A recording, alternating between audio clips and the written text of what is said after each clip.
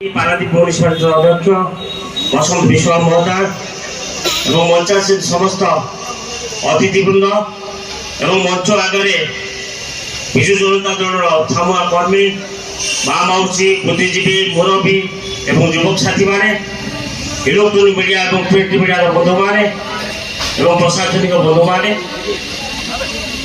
स्वल्प समय मुझे विशेष किसी कहबी एति मात्र कहबी कर्मी सम्मेलन होजमरे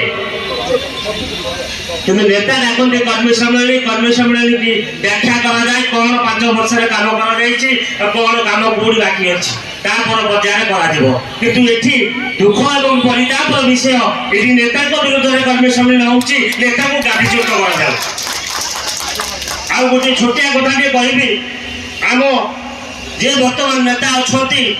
विषय पदे कथा कहबी जब गोटे गाँव को जी गोटे मौसा कि मौस की पचरा जाए तुम विधायक ना कौन से सागे सागे कहले दाम बाबू मो पुओ होती आम नेता